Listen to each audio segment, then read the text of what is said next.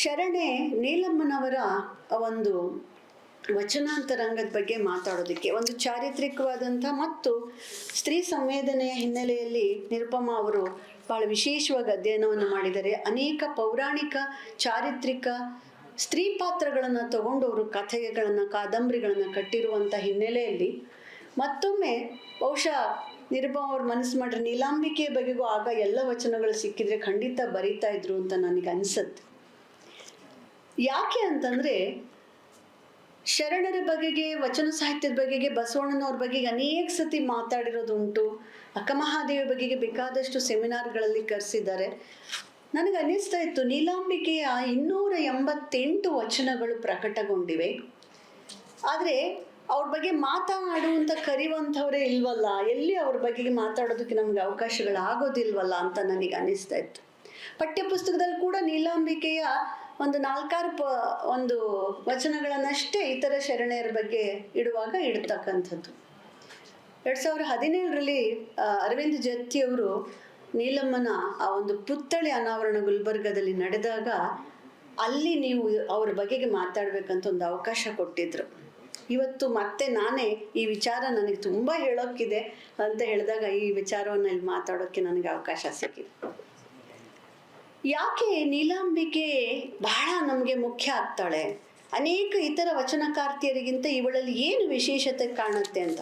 ಕೆಲವು ಸತಿ ಏನಾಗುತ್ತೆ, ಸೆಲೆಬ್ರಿಟಿಯ ಮಕ್ಕಳುಗಳಾದರೆ, ಸೆಲೆಬ್ರಿಟಿಯ ಹೆಂಡತಿಯರಾದರೆ ಅವರ ಸ್ವ ಐಡೆಂಟಿಟಿಗಿಂತಲೂ ಬಸವಣ್ಣನವ್ರ ಹೆಂಡತಿ ಅಂತನೋ ಇನ್ಯಾರ್ದೋ ತಾಯಿ ಅಂತನೋ ಹೀಗೆ ಕಳೆದು ಹೋಗಿ ಬಿಡಬಹುದಾದ ಸಾಧ್ಯತೆಗಳೇ ಹೆಚ್ಚು. ಆದರೆ ಬಸವಣ್ಣನವರ ಮಡದಿ ನೀಲಾಂಬಿಕೆಯ ಆ ಒಂದು ಪಯಣ ಇದೆಯಲ್ಲ, ಬಸವಣ್ಣನಂತಹ ಮಹಾ ಮೇಧಾವಿ, ಸಮಾಜ ಸುಧಾರಕ, ಆ ಒಂದು ಆತ್ಮ ಪ್ರಜ್ಞೆಯನ್ನು ಬೆಳೆಸ್ಕೊಂಡು ಒಂದು ದೈವಿಕ ಸಾಕ್ಷಾತ್ಕಾರದ ಕಡೆಗೆ ಹೊರಟ ಮಹಾನ್ ಸಾಧಕ ಭಕ್ತ, ಒಂದು ಕಡೆಗೆ ಎಕಾನಮಿಸ್ಟ್, ಮತ್ತೊಂದು ಕಡೆ ಒಂದು ಸಮಾಜ, ಏನೋ ಹಲವಾರು ಬಹುಮುಖಿ ವ್ಯಕ್ತಿತ್ವ ಬಸವಣ್ಣನಲ್ಲಿತ್ತು. ಅಂತಹ ವ್ಯಕ್ತಿಯೊಬ್ಬನನ್ನು ಮದುವೆಯಾದಂತಹ ಈ ನೀಲಾಂಬಿಕೆಯ ಬದುಕಿನ ಪಯಣ ಮತ್ತು ಅವಳ ಆ ಜರ್ನಿ ಇದೆಯಲ್ಲ, ಅದು ಹೊರಗಿನ ಮತ್ತು ಒಳಗಿನ ಜರ್ನಿ, ಅದೆರಡು ನನಗೆ ಅವಳ ವಚನಗಳಲ್ಲಿ ಬಹಳ ಅದ್ಭುತವಾಗಿ ಸೂಕ್ಷ್ಮವಾಗಿ ಕಂಡು ಬಂದಿರೋದನ್ನು ನಾವು ಗಮನಿಸ್ತೀವಿ. ಬಹುಶಃ ಬಸವಣ್ಣನನ್ನ ಮದುವೆನಿಂದು ಅವಳು ಅವರ ಮನೆಯ ಗೃಹಲಕ್ಷ್ಮಿಯಾಗಿ ಹೊರಗೆ ಇಡುವಾಗ ಸಣ್ಣ ಹುಡುಗಿ, ಅವಳಿಗೆ ಬಹುಶಃ ಎಲ್ಲ ಹೆಣ್ಣು ಮಕ್ಕಳ ಹಾಗೆಯೇ ತನ್ನ ಗಂಡ, ಮನೆ, ಮಕ್ಕಳು ಈ ತರಹದ ಒಂದು ಕನಸುಗಳಿಟ್ಕೊಂಡು ಅವಳು ಹೊರಗೆ ಹೋಗಿರ್ತಾಳೆ, ಒಳಗೆ ಬಂದಿರ್ತಾಳೆ. ಆದರೆ ಇಂಥ ಸಂದರ್ಭದೊಳಗೆ ದೊಡ್ಡ ಒಂದು ಸಮಷ್ಟಿಗೆ ತನ್ನನ್ನು ತೆರೆದುಕೊಂಡಂತಹ, ಸಮಷ್ಟಿಯ ಉದ್ಧಾರ ಮತ್ತು ನವ ಸಮಾಜ ನಿರ್ಮಾಣಕ್ಕೆ ತನ್ನ ಹಗಲು ರಾತ್ರಿ ದುಡಿದಂತಹ ಒಬ್ಬ ಗಂಡ ಇದ್ದ ಸಂದರ್ಭದಲ್ಲಿ ಅವನ ಕನಸೇನು, ಅವನ ಆಸೆಯೇನು, ಏನು ಮಾಡಬೇಕು ಅಂತ ಅವನು ಅಂದುಕೊಂಡಿದ್ದಾನೆ, ಆ ಒಂದು ದೊಡ್ಡ ಪ್ರೇಕ್ಷವನ್ನು, ಆ ದೊಡ್ಡ ಸಾಧನೆಯ ಆ ಒಂದು ಕ್ಷೇತ್ರವನ್ನು ಅರ್ಥ ಮಾಡಿಕೊಂಡು ಅಂತಹ ಒಬ್ಬರ ವ್ಯಕ್ತಿಯ ಹೆಂಡತಿಯಾಗಿ ತಾನು ಏನು ಮಾಡಬೇಕು, ತನ್ನ ಕರ್ತವ್ಯಗಳೇನು, ತಾನು ಅವನನ್ನು ಹೇಗೆ ಪಡ್ಕೋಬೇಕು, ಇದೆಲ್ಲ ಅನೇಕ ತುಮುಲಗಳು, ಸಂಕಟಗಳು ಮತ್ತು ಪ್ರಶ್ನೆಗಳು, ಹಾಗೆ ತಾನೇ ಕಂಡುಕೊಂಡ ಉತ್ತರಗಳು, ಬಸವನನ್ನೇ ಗುರುವಾಗಿಸಿಕೊಂಡು ತಾನು ಕಲಿತುಕೊಂಡ ಆ ಸಾಧನೆಯ ಮಾರ್ಗಗಳು, ಎಲ್ಲದರ ಬಗೆಗೆ ಹಂತವಾಗಿ ಅವಳ ವಚನಗಳು ಬಹಳ ಸ್ಪಷ್ಟವಾಗಿ ನಮಗೆ ಹೇಳುತ್ತೆ. So this is A journey of A women, ಒಬ್ಬ ಹೆಣ್ಣು ಮಗಳ ಆ ಒಂದು ಆಧ್ಯಾತ್ಮಿಕವಾದಂತಹ ಸಾಂಸಾರಿಕವಾದ ಪಯಣದ ಅಪೂರ್ವವಾದ ಚಿತ್ರಣವನ್ನು ಕೊಡ್ತಕ್ಕಂತಹ ಅವಳ ವಚನಾಂತರಂಗದ ಅನಾವರಣ. ಅದನ್ನು ನಿಮಗೆ ಒಂದಷ್ಟು ಹೇಳಬೇಕು ಅಂತ ನಾನು ಹೊರಟಿದ್ದೆ. ಬಸವನ ಬಗೆಗೆ ಕಲ್ಪನೆ ಬರುವಾಗ ಜಗತ್ತಿನಲ್ಲಿ ಏನೋ ಹೊಸದನ್ನು ತರುವುದಕ್ಕಾಗಿ ಬಂದಂತಹ ಒಂದು, ಅವನು ಸಾಮಾನ್ಯ ಮಣ್ಣಿಗೆ ಅಂಟಿದಂತಹ ಜೀವವಲ್ಲ ಬಸವಣ್ಣ. ಆ ಮಣ್ಣಿಗೆ ಅಂಟಿದ ಜೀವವಲ್ಲದ ಮೇಲೆ ಆ ಸಂಸಾರದ ಕಡೆಗೆ ಅವನಿಗೆ ಏನು ಅಪೇಕ್ಷೆಗಳಿದ್ವು. ಒಬ್ಬ ದಾರ್ಶನಿಕ ಆತ, ಅಂಥವನನ್ನು ಅರ್ಥ ಮಾಡಿಕೊಳ್ಳುವಂಥದ್ದು, ಅವನ ಆಸೆಗಳೇನು, ದೊಡ್ಡ ಉದ್ದೇಶ ಏನು, ಕನಸೇನು, ಸಮಾಜಕ್ಕೆ ಅವನು ಏನು ಮಾಡೋಕ್ಕೆ ಹೊರಟಿದ್ದಾನೆ, ಅವನ ಪತ್ನಿಯಾಗಿ ತನ್ನ ಸ್ಥಾನ ಏನು, ಕರ್ತವ್ಯಗಳೇನು, ಇದನ್ನು ಅರ್ಥ ಮಾಡಿಕೊಂಡು ಒಂದು ತಪಸ್ವಿನಿಯ ರೀತಿಯಲ್ಲಿ ದಿನನಿತ್ಯ ಆಗುತ್ತಾ ಮಾಗುತ್ತಾ ಒಂದು ವೈಚಾರಿಕ ಪತ್ನಿಯಾಗಿ ನಾನು ಅವನಿಗೆ ಒದಗಬೇಕು. ಬಸವನನ್ನ ಸಾಮಾನ್ಯ ನನ್ನ ಗಂಡ ನೀನು, ನಾನು ನಿನ್ನ ಹೆಂಡತಿ, ನೀನು ನನಗೆ ಸೇರಿದವನು ಅಂತ ಹೇಳಿ ಅವನನ್ನ ದಕ್ಕಿಸ್ಕೊಳ್ಳೋಕ್ಕಾಗದೇ ಇರ್ಬೋದು. ಆಗಲ್ಲ. ಹಾಗಾದ್ರೆ ಅವನ ಎತ್ತರಕ್ಕೇರಿ ಅವನ ವೈಚಾರಿಕತೆಗೆ ತಕ್ಕಂತೆ ನಾನು ಬೆಳೆಯಬೇಕು, ನನ್ನ ಆಲೋಚನೆಗಳು ಬೆಳೆಯಬೇಕು ಅನ್ನುವ ನಿರಂತರ ತುಡಿತಕ್ಕೆ ತುಮುಲಕ್ಕೆ ಒಳಗಾಗ್ತಾ ಅವಳು ಹೇಗೆ ತನ್ನ ವೈಚಾರಿಕತೆಯನ್ನು ಬೆಳೆಸ್ಕೊಂಡ್ಳು ಅನ್ನುವುದು ಬಹಳ ಮುಖ್ಯ ಆಗತ್ತೆ. ಹಾಗಾಗಿ ಇದು ಊಹೆಯಿಂದ ಸುಮ್ಮನೆ ಅವಳು ಮಾಡ್ಕೊಳ್ಳುವಂಥದ್ದು ಅಲ್ಲ. ಅದು ಅವಳು ದಿನನಿತ್ಯ ತನ್ನನ್ನು ತಾನು ನಿಕಷಕ್ಕೆ, ತನ್ನ ಪಾತ್ರವನ್ನ, ತನ್ನ ಹೆಂಡತಿಯಾಗಿ ತನ್ನ ಪಾತ್ರ, ಮಹಾಮನೆಯ ತಾಯಿಯಾಗಿ ತನ್ನ ಪಾತ್ರವೇನು ಅನ್ನುವುದನ್ನು ಹೇಗೆ ನಿಕಷಕ್ಕೆ ಒಡ್ಡಿಕೊಳ್ತಾ ಅವಳು ಅನೇಕ ರೀತಿಯ ಒಂದು ದಿವ್ಯಕ್ಕೆ ತನ್ನನ್ನು ಕೊಟ್ಕೊಂಡು. ದಿವ್ಯ ಅಂದ್ರೆ ಏನು ಹಿಂದೆ ಗೊತ್ತಿರ್ಬೋದು. ನಾನಾ ವಿಚಾರಗಳನ್ನ ಸಾಬೀತು ಮಾಡಬೇಕಾದ್ರೆ, ಸತ್ಯತೆ ಸಾಬೀತು ಮಾಡಬೇಕಾದ್ರೆ ಘಟಸರ್ಪವನ್ನ ಹಿಡಿಯೋದು, ಅಥವಾ ಕೊಡದಲ್ಲಿ ಕೈಯನ್ನ ಇಟ್ಟು ಸರ್ಪವಿರುವುದನ್ನ, ಅಥವಾ ಹುತ್ತದೊಳಗೆ, ಈ ತರಹದ ದಿವ್ಯವಲ್ಲ ಅದು. ಅದು ಎಂಥ ದಿವ್ಯ? ಆ ದಿವ್ಯ ಎಂಥದ್ದು ಅಂದ್ರೆ ನೀಲಾಂಬಿಕೆ ಎದುರಿಸಿದಂಥ ದಿವ್ಯ ಮಹಾತ್ಮರಾದಂಥವರು ಗೆದ್ದು ಬರುವಂತಹ ಯಾವುದೇ ಕಣ್ಣಿಗೆ ಕಾಣುವ ದಿವ್ಯವಲ್ಲ ಅದು. ಸಾಕ್ಷಾತ್ ಶಿವನೇ, ಸಂಗಯ್ಯನೇ ಅವಳಿಗೆ ಒಡ್ಡಿದ ಅಗ್ನಿ ಪರೀಕ್ಷೆಗಳು ಅಂತ ಹೇಳ್ತಾರೆ. ಸಾಕ್ಷಾತ್ ಶಿವ ನನಗೆ ಒಂದು ಅಗ್ನಿ ಪರೀಕ್ಷೆ ಒಡ್ಡಿದ್ದಾನೆ, ಅದ್ರಲ್ಲಿ ನಾನು ಗೆದ್ದು ನಾನು ಬರಬೇಕು, ನನ್ನ ಕರ್ತವ್ಯಗಳನ್ನು ನಿಭಾಯಿಸಬೇಕು ಅನ್ನುವಂಥ ಮಾತನ್ನ ಅವಳು ತನ್ನ ವಚನಗಳಲ್ಲಿ ಹೇಳ್ಕೊಳ್ತಾಳೆ. ಹಾಗೆ ಹೇಳ್ಕೊಳ್ತಾ ಅವಳು ನಿಧಾನವಾಗಿ ಬಸವನ ನೆರಳಿನಲ್ಲಿ ತಾನು ಹೇಗೆ ಬೆಳೆದೆ, ಬಸವನ ಮಾರ್ಗದರ್ಶನದಲ್ಲಿ ತಾನು ಹೇಗೆ ಬೆಳೆದೆ ಅನ್ನುವುದನ್ನು ಅವಳ ಪಯಣದ ಮಾರ್ಗ ಹೇಳ್ತಾಳೆ. ಅಂದ್ರೆ ಈ ಶರಣೆ ನೀಲಮ್ಮನ ಭಕ್ತಿ ಭಂಡಾರಿ ಬಸವಣ್ಣನ ಧರ್ಮಪತ್ನಿಯಾಗಿ ಅಷ್ಟೇ ಅಲ್ಲದೆ ಆ ಪತಿ ಪತ್ನಿಯರ ಸಂಬಂಧದ ಸೂಕ್ಷ್ಮಗಳು, ಈಗ ನಾವು ಹೇಳ್ತಾ ಇದ್ವಿ ಪುರುಷ ಮತ್ತು ಸ್ತ್ರೀ ಅವರ ಸಂಬಂಧದ ಸೂಕ್ಷ್ಮಗಳನ್ನ ಹಲವು ವಿಧದಲ್ಲಿ ವ್ಯಾಖ್ಯಾನಿಸಿಕೊಳ್ಳೋಕೆ ಅವಕಾಶ ಇದೆ. ಅದು ಕೇವಲ ದೇಹ ಮೂಲದ ಕಾಮವಾಸನೆಯಿಂದ ಬರ್ತಕ್ಕಂಥದ್ದಲ್ಲ. ಬೇಂದ್ರೆ ಅಂಥವರ ಪದ್ಯಗಳನ್ನು ಓದುವಾಗ ಅದೊಂದು ಪ್ರಣಯದಿಂದ ಆರಂಭವಾದರೂ ಕೂಡ ಅದು ಆತ್ಮ ಸಖ್ಯದ ಕಡೆಗೆ ನಡೆಯುವ ಆ ದಾಂಪತ್ಯ ಅನ್ನುವುದು ಈ ಮಣ್ಣಿನ, ಈ ದೇಹದ ಇದೆಲ್ಲವನ್ನ ಕಾಳಿಕೆಯನ್ನ ಕಳೆದುಕೊಳ್ತಾ ಒಂದು ಆತ್ಮ ಸಂಘಾತದ ಕಡೆಗೆ ನಡೆಯುವ ಒಂದು ದೊಡ್ಡ ಪಯಣ ಅಂತ ಹೇಳ್ತಾರೆ. ಹಾಗಾಗಿ ಇಲ್ಲಿ ದಾಂಪತ್ಯ ಅನ್ನುವಂಥದ್ದನ್ನು ಎಷ್ಟು ಚೆನ್ನಾಗಿ ಅವಳು ವಿವರಿಸ್ತಾಳೆ, ಮತ್ತು ಆ ನಿರಂತರ ತನ್ನನ್ನು ತಾನು ಪಕ್ವಗೊಳಿಸಿಕೊಳ್ತಾ ಅವಳು ಹೇಗೆ ಒಂದು ತಪಸ್ವಿನಿಯ ಹಾಗೆ ಸಾಧನೆಯನ್ನು ಮಾಡ್ತಾಳೆ ಅನ್ನುವಂಥದ್ದು ಬಹಳ ಮುಖ್ಯ. ಅವಳು ಹೇಳುವಂಥದ್ದು, ಈ ಬಸವಣ್ಣನಂತಹ ದಾರ್ಶನಿಕ ಅವನು ತನ್ನ ಸ್ವಂತ ಸುಖಕ್ಕಾಗಿ ಎಂದು ಆಲೋಚಿಸಿದವನಲ್ಲ, ಸಾಮಾನ್ಯರ ಬದುಕು ಹಸನಾಗಬೇಕು ಅಂತ ಬಯಸಿದ್ರಿಂದಾಗಿ ಅವನ ಕನಸನ್ನ ನನಸು ಮಾಡುವುದರ ಜೊತೆಗೆ ತನ್ನ ಪಾಲು ತಾನೂ ಕೂಡ ಸೇವೆಯನ್ನ ಮಾಡಬೇಕು ಅನ್ನುವುದನ್ನು ಅವಳು ನಿಧಾನವಾಗಿ ಅಳವಡಿಸ್ಕೊಳ್ತಾ ಹೋಗ್ತಾಳೆ.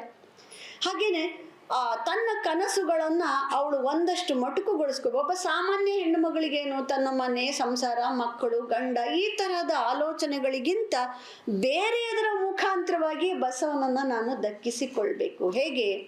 ಆ ಸಂಸಾರದ ನಿರ್ಲೇಪನದ ಮಡದಿಯಾಗಿ ಸಂಸಾರವನ್ನ ನಾನು ಗಂಗಾಂಬಿಕೆಯ ಜೊತೆಗೆ ಹಂಚಿಕೊಳ್ತಾ ಒಂದು ಅನುಭವದ ಮಂಟಪದಲ್ಲಿ ಒಂದು ಬೆಳಕಿನ ಹಣತೆಯ ಹಾಗೆ ನಿರಂತರ ಅನುಭವ ಮಂಟಪದ ದಾಸೋಹದ ಕರ್ತವ್ಯವನ್ನು ಹೊತ್ತು ಆಕೆ ಮಹಾಮನೆಯ ತಾಯಿ ಎನ್ನಿಸಿಕೊಳ್ಳುವವರೆಗೆ ಅವಳು ಬೆಳೆದ್ಲಲ್ಲ, ಅದು ತುಂಬಾ ಮುಖ್ಯ ಅಂತ. ಬಹಳ ಚೆನ್ನಾಗಿ, ಇದು ಏನು ಸುಮ್ಮನೆ ಆಗ್ಲಿಲ್ಲ, ಅದು ಅವಳು ವಚನ ಒಂದು ಹೇಳುತ್ತೆ. ಮಡದಿ ಎನ್ನಲಾಗದು ಬಸವಂಗೆ ಎನ್ನನು, ಪುರುಷನೆನಲಾಗದು ಬಸವನ ಎನಗೆ, ಉಭಯ ಕುಳವ ಹರಿದು, ಪುರುಷ ಮತ್ತು ಸ್ತ್ರೀ ಅನ್ನುವಂಥ ಉಭಯ ಕುಳವ ಹರಿದು ಬಸವಂಗೆ ಶಿಶುವಾದೆನು, ಉಭಯ ಕುಳವ ಹರಿದು ಬಸವಂಗೆ ಶಿಶುವಾದೆನು, ಬಸವನು ಎನ್ನ ಶಿಶುವಾದನು, ಪ್ರಮಥರು ಪುರಾತನರು ಸಾಕ್ಷಿ, ಪ್ರಮಥರು ಪುರಾತನರು ಸಾಕ್ಷಿ, ಸಂಗಯ್ಯ ನಿಕ್ಕಿದ ದಿವ್ಯವ ಮೀರದೆ, ಸಂಗಯ್ಯ ನಿಕ್ಕಿದ ದಿವ್ಯವ ಮೀರದೆ, ಬಸವನೊಳು ಅಡಗಿದೆನಯ್ಯ, ಬಸವನೊಳು ಅಡಗಿದೆನಯ್ಯ.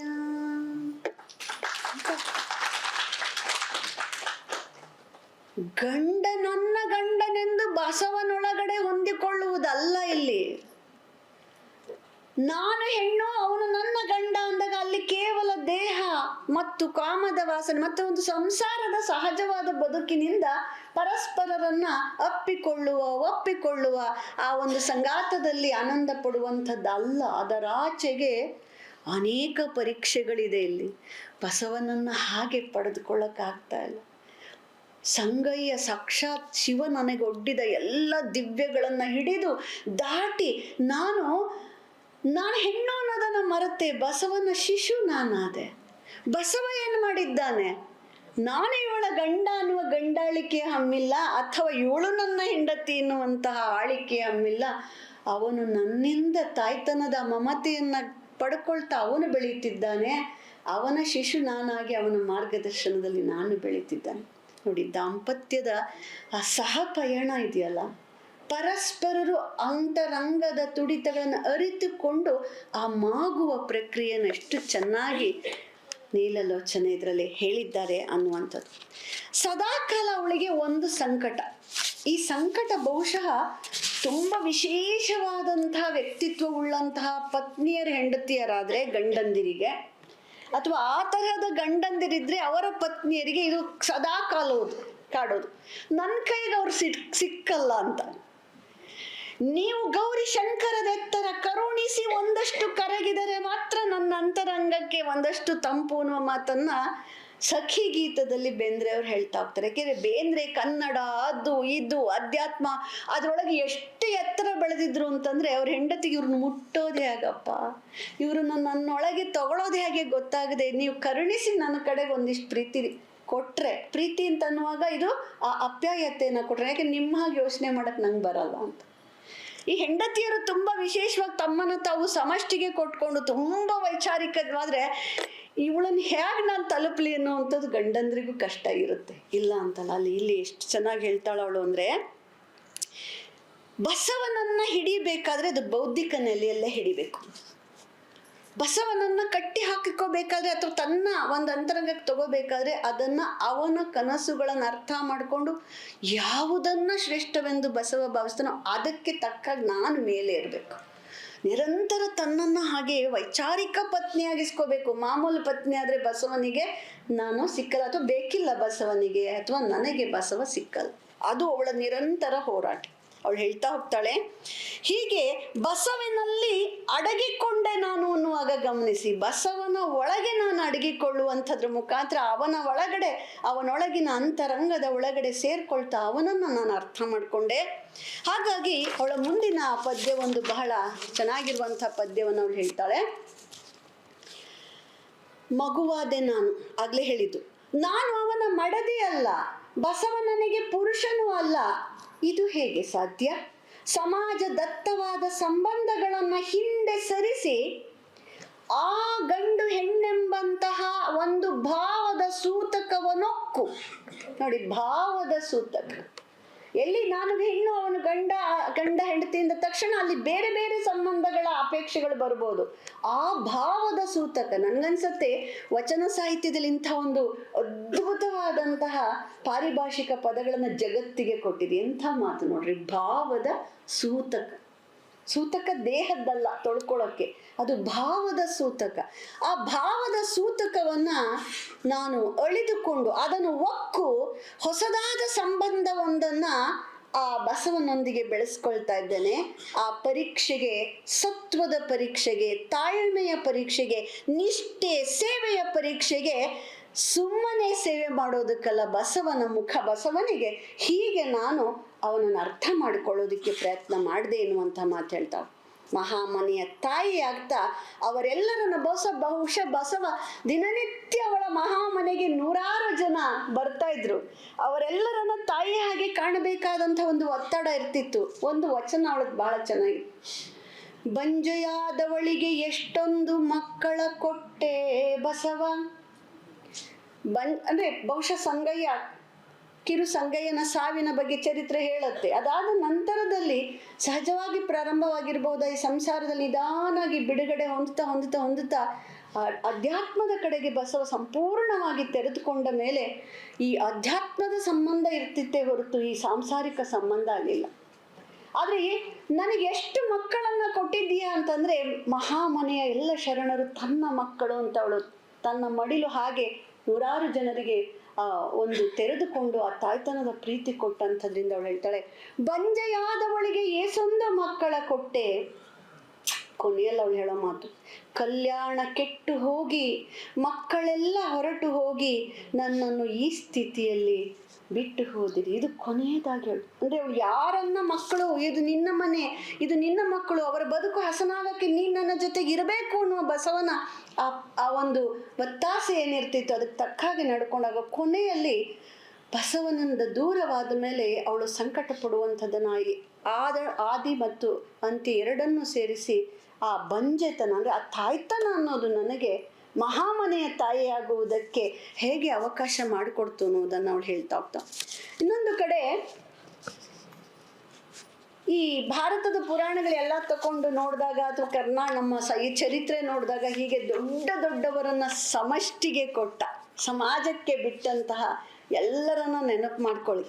ಹಾಗೆ ನೋಡಿದಾಗ ನೀಲಮ್ಮ ಬಸವನನ್ನ ನನ್ನ ಗಂಡ ಅಂತ ಅವಳು ಹಾಗೆ ಹಿಡ್ಕೊಂಡಿದ್ರೆ, ಮತ್ತೆ ನಿರಂತರವಾಗಿ ಸಂಸಾರ ತಾಪತ್ರೆಯನ್ನು ತಲೆ ಮೇಲೆ ಕಟ್ತಾ ಹೋಗಿದ್ರೆ ಬಸವನಂತಹ ಮಹಾ ವ್ಯಕ್ತಿ ನಮಗೆ ದಕ್ತಾ ಇರಲಿಲ್ಲ. ಅಥವಾ ರಾಮ ದೊಡ್ಡವನಾಗೋದಕ್ಕೆ ಸೀತೆ ಅಗ್ನಿ ದಿವ್ಯವನ್ನು ಹಿಡಿಲಿಲ್ಲ ಅಂದ್ರೆ ರಾಮ ಮಹಾನ್ ಅಂತ ಅನಿಸ್ಕೊತಿದ್ನೆ ಗೊತ್ತಿಲ್ಲ.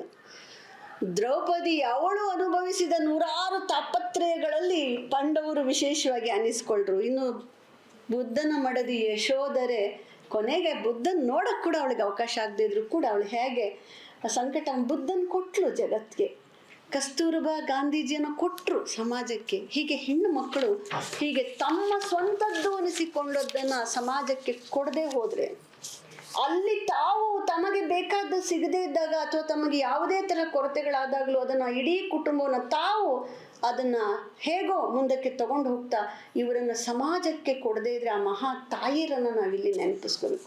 ಅಂತಹ ಕಲ್ಯಾಣಕ್ಕೆ ಬಸವ ದಕ್ಕಿದ್ದು ನಮಗೆ ಈ ನೀಲಮ್ಮನಂತಹವರ ಒಂದು ರೀತಿಯ ತ್ಯಾಗದಿಂದ ಅನ್ನೋದನ್ನ ನಾ ಹೇಳಬೇಕು.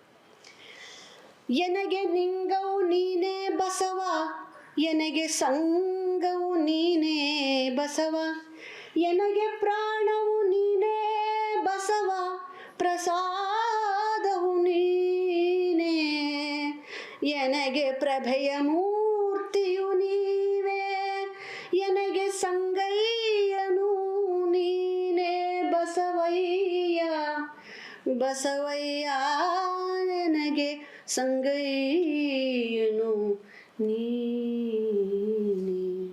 ನನಗೆ ಬೇರೆ ಶಿವ ಇಲ್ಲ, ನನಗೆ ಬೇರೆ ದೈವವಿಲ್ಲ, ನನಗೆ ಎಲ್ಲ ನೀನೆ. ಚನ್ನಮಲ್ಲಿಕಾರ್ಜುನನಿಗೆ ಅಕ್ಕ ಹೇಳ್ಕೊಳ್ತಾಳೆ, ಮೆಚ್ಚುಗೆ ಮನ ನಿಮ್ಮಲ್ಲಿ, ನಚ್ಚುಗೆ ಮನ ನಿಮ್ಮಲ್ಲಿ, ಸೋಲುಗೆ ಮನ ನಿಮ್ಮಲ್ಲಿ, ಸಲ್ಲುಗೆ ಮನ ನಿಮ್ಮಲ್ಲಿ, ಕಬ್ಬುನ ಉಂಡ ನೀರಿನಂತೆ ನಿಮ್ಮಲ್ಲಿ ಬೆರೆಸುಗೆ ಚನ್ನಮಲ್ಲಿಕಾರ್ಜುನ. ಇಹದ ಲೋಕದ ಗಂಡರ ಉರದಲ್ಲಿ ಮುಳ್ಳುಂಟೆಂದು ಒಪ್ಪಲಮ್ಮೆನವ್ವ, ಅವರ ಕೊಂಡು ಒಲೆಯೊಳಗಿಕ್ಕು ಅಂತೇಳಿ ಸಂಸಾರವನ್ನ ಪಕ್ಕಕ್ಕೆ ಸರಿಸಿ ಚನ್ನನಿಗಾಗಿ ಹೊರಟವಳು ಅಕ್ಕ ಮಹಾದೇವಿ. ಆದ್ರೆ ಇಲ್ಲಿ ಗಮನಿಸಿ, ಎನಗೆ ಎಲ್ಲವೂ ನೀನೆ, ಆ ಸಾಂಸಾರಿಕ ಚೌಕಟ್ಟನ್ನ ಎಲ್ಲೂ ಧಿಕ್ಕರಿಸದೆ ಸಮುದಾಯದ ಬದುಕಿನ ಒಳಗಿನ ಆ ಕೆಲವು ಕಟ್ಟುಕಟ್ಟಲೆಗಳನ್ನ ಮೀರದೆಯೇ ತನ್ನ ಅಂತರಂಗದ ಆ ಒಂದು ಮೇಲ್ಮುಖ ಚಲನೆಗೆ ತನ್ನ ಗಂಡನ ಆದರ್ಶಗಳು, ನಡೆ, ನುಡಿ, ರೀತಿ, ಕನಸುಗಳನ್ನೇ ಆದರ್ಶವಾಗಿ ಮಾಡಿಕೊಂಡು ಬಸವನನ್ನ ಹೇಗೆ ಅವಳು ತನ್ನ ಇಡೀ ಒಂದು ಬುದ್ಧಿ ಭಾವಗದ ಮುಖ್ಯ ಕೇಂದ್ರದಲ್ಲಿ ಅವಳು ಇಟ್ಕೊಂಡ್ಲು ಅನ್ನುವುದಕ್ಕೆ ಈ ಮಾತು ನಮಗೆ ಸಾಕ್ಷಿ ಆಗುತ್ತೆ.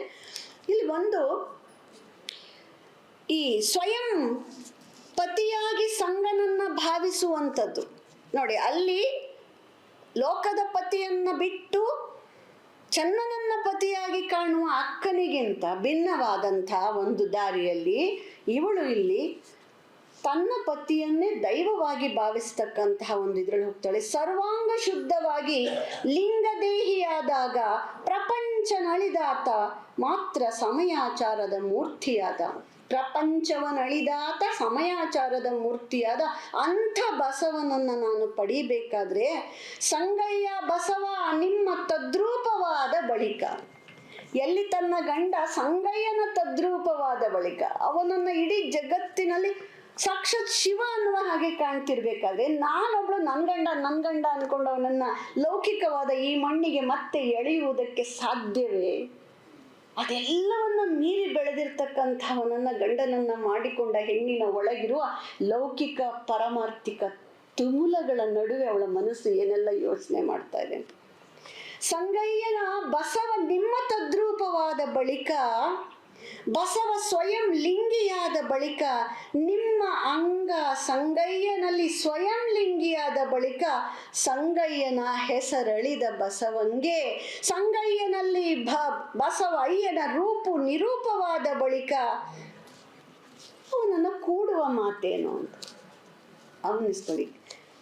ರೂಪ ನಿರೂಪವಾಗಿದೆ, ಬಸವನ ರೂಪ ನಿರೂಪವಾಗಿದೆ, ಸಂಗಯ್ಯನಲ್ಲಿ ಅವನು ಲೀನವಾಗಿದೆ ಅಥವಾ ಸಂಗಯ್ಯನೇ ಅವನಾಗಿದ್ದಾನೆ.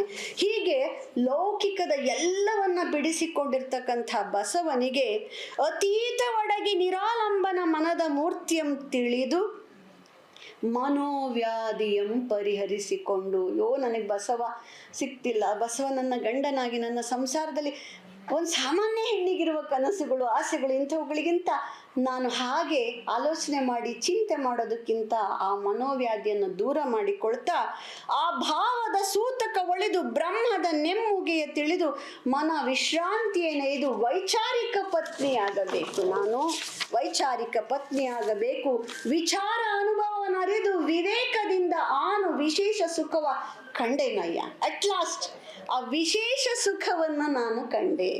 ನೋಡಿ, ಅದು ಲೌಕಿಕದ್ದಲ್ಲ, ಅದು ಈ ದೇಹ ಮೂಲದ ವಾಸನೆಯಿಂದ ಬರುವಂಥದ್ದಲ್ಲ, ಆ ದೇಹ ಮೂಲದ ಕಾಮದಿಂದ ಬರುವಂಥದ್ದಲ್ಲ, ಸಂಸಾರಿಕ ನಾನು ನನ್ನ ಗಂಡ ಮಕ್ಕಳು ಮರಿ ಆಸ್ತಿ ಪಾಸ್ತಿ ಈ ಥರದ್ರಿಂದ ಬರೋದಲ್ಲ.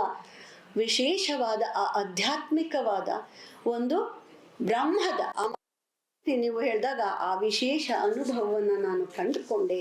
ಅತೀತವಾಗುವುದು ಅಂದ್ರೆ ಏನು? ಅವಳು ಹೇಳೋ ಮಾತಿನಲ್ಲಿ ನಿರಾಲಂಬವಾಗುವುದು ಅಂದ್ರೆ ಏನು? ಮನೋವ್ಯಾಧಿಯನ್ನು ಕಳೆದುಕೊಂಡೆ ಅಂದ್ರೆ ಎಂಥ ಮನೋವ್ಯಾಧಿಗಳು? ಭಾವದ ಸೂತಕ ಅಳಿಯುವುದು ಅಂದ್ರೆ ಏನು? ಅದ್ಭುತವಾದಂತಹ ಮಾತನ್ನು ಅವಳು ಹೇಳ್ತಾಳೆ. ಹಾಗಾಗಿ ವಿಶ್ರಾಂತಿಯನ್ನ ಪಡೆಯುವಂಥದ್ದು ಅಂದ್ರೆ ಮನಸ್ಸು ಶಾಂತತೆಗೆ ಬರುವಂಥದ್ದು.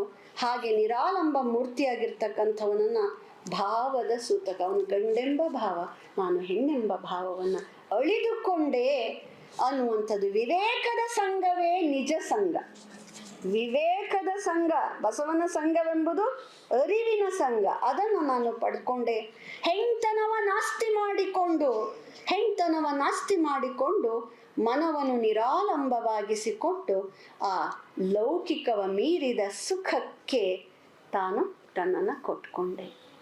ಸೊ ಇವತ್ತು ಸಿಕ್ಕಾಪಟ್ಟೆ ನಾವು ಮಣ್ಣಿನ ಕಡೆಗೆ, ಈ ಲೋಕದ ಸುಖ ಸೌಖ್ಯಗಳ ಕಡೆಗೆ ಸಣ್ಣದಕ್ಕೆ ಜಗಳ ಮಾಡಿಕೊಂಡು ಕುಟುಂಬಗಳು ಛಿದ್ರವಾಗ್ತಿರುವ ಕಾಲದಲ್ಲಿ ನಿಜವಾದ ಸಖ್ಯವೆಂದರೆ ಏನು? ಎರಡು ಭಿನ್ನವಾದ ವೈಚಾರಿಕವಾದಂತಹ ಒಂದು ಆಧ್ಯಾತ್ಮಿಕ ಸಾಧನೆಯ ಹಾದಿಯಲ್ಲಿರುವ ಎರಡು ಜೀವಗಳು, ಗಂಡು ಹೆಣ್ಣುಗಳು, ಹೀಗೆ ಲೌಕಿಕದ ಸೋಂಕಿಲ್ಲದೆ ಸಮ ಪಯಣವನ್ನ ಮಾಡ್ತಾ ಒಂದು ವಿಶೇಷ ಸಾಧನೆಯನ್ನ ಮಾಡೋದಿದೆಯಲ್ಲ, ಅದು ನಮ್ಗೆ ಇವತ್ತು ಕಲ್ಪಿಸ್ಕೊಳ್ಳೋಕ್ಕೂ ಸಾಧ್ಯವಿಲ್ಲದ ಭೋಗ ಜೀವನದ ಬದುಕಿನ ಒಳಗೆ ನಾವಿದ್ದೇವೆ. ಇಟ್ ಇಸ್ ಸಮಥಿಂಗ್ ನಿಜವಾಗ್ಲೂ ನಮಗೆ ಅದನ್ನು ಕಲ್ಪಿಸ್ಕೊಳಕ್ಕಾಗಲ್ಲ. ಒಟ್ಟಾಗಿ ಇರ್ತಾ ಒಂದಾಗಿ ಬದುಕ್ತಾ ಒಂದು ಕುಟುಂಬದ ಸಂಸಾರದ ಬಂಧನದಲ್ಲಿ ಇದ್ದೂ ಕೂಡ ಹೀಗೆ ಈ ಅಧ್ಯಾತ್ಮ ಪಯಣವನ್ನ ಎರಡು ಜೀವಗಳು ಸಾಧಿಸಿಕೊಳ್ಳೋದಿದೆಯಲ್ಲ, ಅದರ ಮುಖಾಂತರ ಸಮಾಜಕ್ಕೆ ಏನೋ ಒಂದು ಹೊಸ ದಾರಿ ಕೊಡೋದಿದೆಯಲ್ಲ, ದಟ್ ಈಸ್ ಗ್ರೇಟ್ ಅಂತ. ಏಕೆನ್ನ ಒಂದೊಂದ್ಸತಿ ಅವಳಿಗೆ ಎಷ್ಟು ಸುಲಭ ಅಲ್ಲ ರೀ ಸಾಧನೆ ಮಾಡೋದು ಅಂದ್ರೆ, ಅದನ್ನ ಎಳ್ಕೊಂಡು ತರಕ್ಕಾಗಲ್ಲ, ಒಳಗಿಂದ ಹುಟ್ಟಬೇಕು. ಎಷ್ಟೋ ಸಂಕಟ ಆಗಿದೆ, ಕಣ್ಣೀರು ಹಾಕಿರ್ಬೋದು ಅವಕ್ಕೆ. ಏಕೆಯನ್ನ ಪುಟ್ಟಿಸಿದ ಎಲ್ಲ ಹೆಣ್ಣು ಜನ್ಮದಲ್ಲಿ ಪುಣ್ಯವಿಲ್ಲದ ಪಾಪಿ ನಾನು, ಇಹ ಪರಕ್ಕೆ ದೂರಳಯ್ಯ ಏಕೆನ್ನ ಪುಟ್ಟಿಸಿದೆ. ಎನ್ನ ನಾಮ ಹೆಣ್ಣು ನಾಮವಲ್ಲಯ್ಯ, ಎನ್ನ ನಾಮ ಹೆಣ್ಣು ನಾಮವಲ್ಲಯ್ಯ, ನಾನು ಸಿರಿಯಿದ್ದ ವಸ್ತುವಿನ ವಧುವಾದ ಕಾರಣ, ಸಂಗಯ್ಯನಲ್ಲಿ ಬಸವನ ವಧುವಾದ ಕಾರಣ, ಎನಗೆ ಹೆಣ್ಣು ನಾಮವಿಲ್ಲವಯ್ಯ, ಎನಗೆ ಹೆಣ್ಣು ನಾಮ ಬಸವನ ವಧುವಾದ ಕಾರಣ. ಇದೊಂದು ಅನಿವಾರ್ಯವಾಗಿ ತಾನು ಬದಲಾಯಿಸಿಕೊಳ್ಳಲೇಬೇಕಾದ ಸಂಕಟದ ಆ ಸಮಯದಲ್ಲಿ ಹೆಣ್ಣು ಜೀವವೊಂದರ ಸಂಕಟದ ಒಂದು ವಿಲಿ ಒದ್ದಾಟ. Yes, I am a women, but ನಾನು ಹೆಣ್ಣಾಗಿ ಬದುಕನ್ನು ಕಟ್ಕೊಳ್ಳೋಕ್ಕಾಗೋದೇ ಇಲ್ಲ. ಇಲ್ಲಿ ನಾನು ಆ ಹೆಣ್ತನವನ್ನು ಮೀರಿದ್ರೆ ಮಾತ್ರ ನನ್ನ ಸಂಸಾರ ಚೆನ್ನಾಗಿ ಆಗತ್ತೆ. ಯಾವ ಹೆಣ್ಣಿನ ಸಹಜ ಆಸೆಗಳಿಗೂ ಅವನು ನನಗೆ ದಕ್ಕಲ್ಲ ಅನ್ನುವಂಥದ್ದು. ಆದರೆ ಹಿನ್ನೆಲೆಯಲ್ಲಿ ಅವಳು ಹೇಳೋ ಮಾತು ಎಷ್ಟು ಚೆನ್ನಾಗಿ, ಹೆಣ್ಣು ನಾಮ ಇದೆ, ಹೆಸರು ನೀಲಂಬ, ನಾನು ಒಂದು ಹೆಣ್ಣು. ಐಡೆಂಟಿಟಿ ದಟ್ ಈಸ್ ಔಟರ್ ಅಥವಾ ಬಾಹ್ಯವಾದ ಐಡೆಂಟಿಟಿ, ನಾನು ಹೆಣ್ಣು. ಆದರೆ ನನ್ನೊಳಗಡೆ ಈಗ ನಾನು ಹೆಣ್ಣಾಗಿ ಬದುಕೋದಕ್ಕಿಂತ ಹೆಚ್ಚಾಗಿ ನಾನು ಬಸವನ ಸಮಕ್ಕೆ ಸಮಸಮನಾಗಿ ಅವನಿಗೆ ಎಂಥ ಒಂದು ಗೆಳೆಯ, ಒಂದು ಒಳ್ಳೆಯ ಸ್ನೇಹಿತೆ ಸಿಗಬಹುದು, ಹಾಗೆ ಅವನ ಜೊತೆಗೆ ಹೋಗ್ಬೇಕಾಗಿರೋದು ನನಗೆ ಹೆಣ್ಣು ಎಂಬ ಹೆಸರೇ ಹೊಂದಲ್ಲ. ಸೊ ನಾನೀಗ ಹೆಣ್ಣ ಅಂದರೆ ಒಂದು ತನ್ನ ಹೆಣ್ತನದ ಸಹಜ ಬಯಕೆಗಳನ್ನು ಹೀಗೆ ಹಿಡಿತಕ್ಕೆ ತಂದುಕೊಳ್ಳೋದಿದೆಯಲ್ಲ, ಅದನ್ನು ಅರೆದು ಒಂದು ರೀತಿಯಲ್ಲಿ ಕುಲುಮೆಗೆ ಒಡ್ಡಿ ಆ ನಿಕಷವನ್ನು, ದೇಹ ಮೂಲದ ಸೆಳೆತಗಳನ್ನು ಅಲ್ಲಿ ಕಳ್ಕೊಳ್ತಾ ಹೇಗೆ ಕಾಳಿಕೆಯನ್ನು ಕಳೆದುಕೊಂಡು ಅಪರಂಜಿ ಆಗುತ್ತೋ ಹಾಗೆ ಆ ಬದುಕಿನ ಕುಲುಮೆಗೆ ತನ್ನನ್ನು ಒಡ್ಡಿಕೊಂಡ ಆ ಕೆಲವು ಸಂಕಟಗಳ ಸಂದರ್ಭದಲ್ಲಿ ಅದು ಬಂದಿರ್ಬೋದಾದ ಮಾತು. ಆದರೆ ಅಲ್ಲೇ ನಿಂತು ಹೋಗಿದ್ರೆ ಅವಳು ಎಲ್ಲ ನಮ್ಮ ಹೆಂಗಸರ ಹಾಗೆ ಅಥವಾ ಹೆಣ್ಣು ಮಕ್ಕಳ ಹಾಗೆ, ಅಯ್ಯೋ ನನ್ನ ಗಂಡ ನನಗೇನಿಲ್ಲ ರೀ, ಅವನಿಗೆ ಸಂಸಾರ ಬೇಡ, ಮಕ್ಕಳು ಬೇಡ, ಇನ್ನೂ ಬೇಡ ಅಂತ ಅಂದ್ಕೊಂಡು ಏನೋ ಗುಣಗುಣ ಅಂದ್ಕೊಂಡು ಏನೂ ಸಾಧಿಸ್ತಿಲ್ಲ. ಬಟ್ ನೀಲಾಂಬಿಕೆಯ ವಿಶೇಷತೆ ಏನು ಅಂದರೆ, ಅವನ ಕನಸು ಎಷ್ಟು ದೊಡ್ಡದು, ಬಸವನ ಕನಸು, ಆ ಸಮಾಜವನ್ನು ಸಮಸಮಾಜವಾಗಿ ಮಾಡುವ ಅವನ ಒಂದು ಚಿಂತನೆ ಅದೆಷ್ಟು ವಿಶೇಷ, ಮತ್ತು ಎಷ್ಟು ಮಕ್ಕಳಿಗೆ, ಎಷ್ಟು ಹೊಸ ಬದುಕನ್ನು ಕಟ್ಕೊಳ್ಳೋರಿಗೆ ಅವಲಂಬನೆಗೆ ಅವನು ಬೇಕು ಅನ್ನುವಂಥದ್ದರ ಅರ್ಥ ಮಾಡಿಕೊಳ್ಳುವ ವಿವೇಕ ಅವಳಲ್ಲಿ ಜಾಗೃತ ಆಯ್ತಲ್ಲ. ಆ ಸಾಮಾಜಿಕ ಪರಿವರ್ತನೆಯ ಹಿಂದಕ್ಕೆ ಆ ದಿವ್ಯವಾದ ಬಸವನ ವ್ಯಕ್ತಿತ್ವವನ್ನು ಅರ್ಥ ಮಾಡ್ಕೊಳ್ಳೋಕ್ಕೆ ಸಾಧ್ಯ ಆಯ್ತಲ್ಲ, ಅದು ಅವಳ ನಿಜವಾದ ಸಾಧನೆಯಾಗಿ ನಮಗೆ ಕಾಣಿಸುತ್ತೆ. ಬೆರೆಸಿ ಬೇರಿಲ್ಲದೆ ಇದ್ದಂತಹ ಅವಳ, ಬೆರೆಸಿಯೂ ಬೇರಿಲ್ಲ ಅಥವಾ ಬೇರೆ ಅವನು ಬೇರೆ ನಾನು ಬೇರೆ ಅಂತಿಲ್ಲ, ಅವನೇ ನಾನಾಗುವ, ನಾನೇ ಅವನಾಗುವ, ನಮ್ಮಿಬ್ಬರ ಮಾತು, ಮನಸ್ಸು, ಧ್ಯೇಯಗಳು, ಗುರಿಗಳು ಒಂದಾಗುವಂಥ ವಿಚಾರವನ್ನು ಅವಳು ಹೇಳ್ತಾಳೆ. ಆ ಸಂದರ್ಭದಲ್ಲಿ ಇಬ್ಬರಿಗೂ ನಿಕಷ, ಬರೀ ನೀಲಮ್ಮನಿಗಲ್ಲ, ಬಸವಣ್ಣನವರ ಆತ್ಮ ನಿರೀಕ್ಷಣೆಯ ಪದ್ಯಗಳನ್ನು ನೋಡಿದ್ರೆ ಗೊತ್ತಾಗುತ್ತೆ. ಪಶುವಾನು ಪಶುಪತಿ ನೀನು, ಪಂಕದಲ್ಲಿ ಬಿದ್ದ ಪಶು ಕಾಲ ಬಡಿಯುವುದಲ್ಲದೆ, ಇವೆಲ್ಲ ಪದ್ಯಗಳು ನೋಡುವಾಗ ಬಸವನು ತನ್ನ ಸಹಜವಾದ ಸಾಂಸಾರಿಕವಾದ ಬದುಕಿನಿಂದ ನಿಧಾನವಾಗಿ ತನ್ನ ಮನಸ್ಸನ್ನು, ತನ್ನ ಧ್ಯೇಯವನ್ನು, ಗುರಿಗಳನ್ನು ಎತ್ಕೊಳ್ತಾ ಹೇಗೆ ಆ ಎಲ್ಲದರ ಕಾಳಿಕೆಯನ್ನು ಕಳ್ಕೊಳ್ತಾ ಒಬ್ಬ ಅಪೂರ್ವ ಭಕ್ತನಾಗಿ ಅವನು ಹೇಗೆ ಬೆಳೆದ ಅನ್ನುವಾಗ ಅವನೂ ಕೂಡ ಸಾಧನೆಯ ಮಾರ್ಗವನ್ನು ನಾವು ನೋಡ್ತೇವೆ. ಅವನ ಜೊತೆಗೆ ನೀಲಾಂಬಿಕೆಯ ಸಾಧನೆಯನ್ನು ಕೂಡ ನಾವು ನೋಡ್ತೇವೆ. ಹಾಗಾಗಿ ಇಲ್ಲಿ ಪಶು ಕಾಯವನ್ನು ಕಳೆದು, ಕಾಯವೆಂಬುದೇ ಪಶು, ಅದಕ್ಕೆ ಈ ಆಧ್ಯಾತ್ಮ, ಧ್ಯೇಯ, ಇದ್ಯಾವುದು ಇಲ್ಲ, ಅದಕ್ಕೆ ಸಹಜವಾದ ದೇಹ ಮೂಲದ ಸೆಳೆತ ಇರುತ್ತೆ. ಆ ದೇಹವು ತಂದು ಒಡ್ಡುವ ನೂರಾರು ತರಹದ ಹಸಿವುಗಳು, ಅವು ಹೊಟ್ಟೆ ತುಂಬಿಸಿದ ತಕ್ಷಣ ಹೋಗುವಂಥದ್ದಲ್ಲ. ಅದು ಆ ಪಂಚೇಂದ್ರಿಯಗಳ ಬೇರೆ ಬೇರೆ ತರಹದ ಹಸಿವುಗಳು ಹೇಗೆ ಅಂದರೆ, ಹೊಟ್ಟೆ ತುಂಬಿದ ಮೇಲೂ ಮತ್ತೆ ಅವು ಆ ಒಂದು ಅಪೇಕ್ಷೆಗೆ, ವಿಷಯ ಸುಖ ಭೋಗ ಲಾಲಸೆಯ ಕಡೆಗೆ ತುಡಿಯೋದು. ಅವಳು ಹೇಳೋ ಮಾತು ಗಮನಿಸಿ. ಪಶು ಕಾಯವನ್ನು ಕಳೆದು ಪರಿಣಾಮದಲ್ಲಿ ಅಡಗಬೇಕಾಗಿದೆ, ಪರವಸ್ತುವನ್ನು ಅರಿಯಬೇಕಿದೆ, ಪ್ರಾಣಯೋಗ ಪ್ರಸಾದ ಮೂರ್ತಿಯನ್ನು ಪಡೆದು ಸುಖಂಬೋ ಅಂತ ಹೇಳಿ ಹಂಬಲಿಸದೆ, ಆ ಸುಖ ಅನ್ನುವುದು ಈ ಕಾಯದ ಮೂಲದಲ್ಲದೆ ಇರೋದ್ರಿಂದ ಆ ರೀತಿಯ ಪ್ರಾರ್ಥನೆಯನ್ನು ಹೊರತುಪಡಿಸಿ ಬಿಟ್ಟು ಪಶುತ್ವದ ಸೆಳೆತಗಳಿಂದ ಮುಕ್ತಳಾಗಬೇಕು ಎನ್ನುವ ರೀತಿಯಲ್ಲಿ ಅವಳು ಹೇಗೆ ದಿನನಿತ್ಯ ತನ್ನ ಮೈ ಮತ್ತು ಮನಸ್ಸುಗಳನ್ನು ಒಂದು ತಪಸ್ಸಿಗೆ, ದಿವ್ಯಕ್ಕೆ ಒಡ್ಡುತ್ತಾ ಅವಳು ಒಂದು ವಿರಾಗಿಣಿಯ ಹಾಗೆ ಜೀವನವನ್ನು ಮುಂದುವರಿಸಿದ್ಳು. ಆಗಿಂಗೆ ಮೈಯಾಗದಿರು ಮನಸ್ಸೇ. ಎಷ್ಟು ಸತಿ ನಾವು ನಮ್ಮ ಮನಸ್ಸು ನಮ್ಮ ಮಾತು ಕೇಳಲ್ಲ, ನಮ್ಗೆ ನೂರಾರು ಆಸೆ ಇರ್ಬೋದು, ಏನೇನೋ ಮಾಡಬೇಕು ಅಂತ ಇರ್ಬೋದು, ಆದರೆ ಆ ಮನಸ್ಸನ್ನು ಮತ್ತೆ ಸಮಾಧಾನ ಮಾಡೋದಿದೆಯಲ್ಲ ತುಂಬ ಮುಖ್ಯ. ಅವಳಲ್ಲಿ ಈ ಏರಿಳಿತಗಳು, ತೊಳಲಾಟಗಳು, ತಲ್ಲಣಗಳು ಎಷ್ಟು ಕಾಣ್ತಾ ನಿಧಾನ ಹೋಗುತ್ತೆ. ಒಂದು ಕಡೆ ಹೇಳ್ತಾಳೆ ಅವಳು, ಆಗಿಂಗೆ ಮುಯ್ಯಾನದಿರು ಮನಸ್ಸೆ, ಚೇಗಿಂಗೆ ಬೆಂಬೀಳದಿರು, ಆಹಾ ಮನಸೇ ಸಂತೈಸಿಕೋ ನಿನ್ನ ನೀನು, ಮನಸೇ ಸಂತೈಸಿಕೋ ನಿನ್ನ ನೀನು, ಆಗಂದಡೆ ನಿನ್ನ ವಶವಲ್ಲ, ಆಗು ಎಂದಡೆ ನಿನ್ನ ವಶವಲ್ಲ, ಹೋಗೆಂದಡೆ ನಿನ್ನ ಇಚ್ಛೆಯಲ್ಲ, ಮನಸೇ ಸಂತೈಸಿಕೋ ನಿನ್ನ ನೀನು, ಮನಸೇ ಸಂತೈಸಿಕೋ ನಿನ್ನ ನೀನು. ಹೀಗೆ ಅವಳು ತನ್ನ ಒಳಗೆ ಅದೆಷ್ಟು ಸಮಾಧಾನಗಳನ್ನು ಹೇಳ್ಕೊಂಡು ಆ ಮನಸ್ಸನ್ನು ಹಿಡಿತಕ್ಕೆ ತಗೊಂಡ್ಲು, ಮತ್ತೆ ಸಮಾಜದ ತಾಯಿಯಾಗಿ ಬೆಳೆದ್ಲು ಅನ್ನುವುದೇ ನಿಧಾನ. ನಮ್ಗೆ ಎಷ್ಟೋ ಸತಿ ಅಕ್ಕ ಮಹಾದೇವಿ ಆ ಲೌಕಿಕ ಸಂಸಾರದ ಜೊತೆಗಿನ ಹೋರಾಟ, ಚೆನ್ನಾಗಿ ಎಲ್ಲಿದ್ಯಾ ಅಂತ ಅವನನ್ನು ಹುಡುಕ್ತಾ ಇದ್ದೆಲ್ಲ ಬಿಟ್ಟು ಹೋಗುವಾಗಿನ ಅವಳ ತೊಳಲಾಟ, ಒಳಗೇ ಇದ್ದು ಕೂಡ ಅದೆಲ್ಲದರಿಂದ ಬಿಡಿಸಿಕೊಂಡು ಆ ವೈರಾಗ್ಯವನ್ನು ತಗೊಳ್ಳೋದು, ಇವೆರಡನ್ನ ನಾವು ಬಹಳ ವಿಶೇಷವಾಗಿ ನೋಡಬೇಕು ಅಂತ ಅನ್ಸುತ್ತೆ.